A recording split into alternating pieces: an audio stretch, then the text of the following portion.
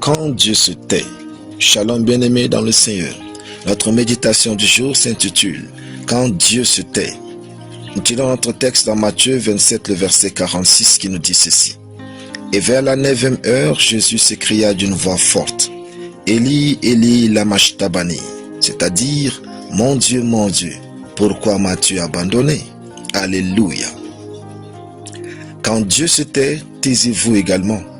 Craignez ces personnes qui savent tout et ont toujours une réponse à une situation. Vous ne pouvez pas marcher avec Dieu et prétendre qu'il vous parle toujours. Ce n'est pas du tout vrai. Tous ceux que Dieu conduit savent qu'à un moment donné, Dieu se tait. Même Jésus a vécu le silence de Dieu. Le verset nous donne la réaction de Jésus face au silence de Dieu. Il est écrit, « Mon Dieu, pourquoi m'as-tu abandonné ?» Le silence de Dieu est déroutant.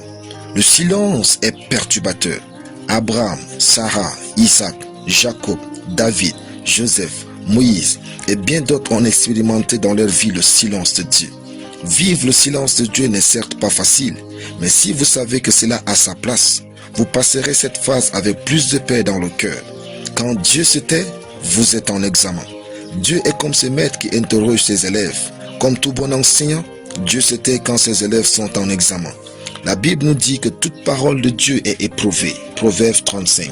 Cela traduit que tous ces enseignements que vous recevez de votre pasteur ou à travers le pain du ciel, il viendra un temps de test où vous devez les mettre en pratique et Dieu attend votre réaction. Quand Dieu se tait, il attend de voir votre obéissance à sa parole s'aimer dans votre cœur. Ainsi, quand il se tait, pratiquez les dernières instructions qu'il vous a données. Ne courez pas à tout prix derrière les prophéties et des révélations nouvelles. Le diable vous aura. Pratiquez ce que vous savez de Dieu. Quand Dieu se tait, remettez-vous aussi en cause. Examinez vos choix, vos décisions, vos attitudes et vos paroles pour voir si vous n'êtes pas en conflit avec son plan et sa parole dans votre vie. Dieu ne parle pas pour parler. S'il vous dit quelque chose, il s'attend à ce que vous changez votre vie et vos perspectives.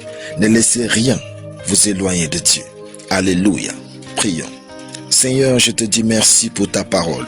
Saint-Esprit, je te prie de m'aider à gérer mes émotions dans le temps de silence de Dieu. Aide-moi à opérer des choix qui honorent Dieu et me gardent dans son plan au nom de Jésus. Amen.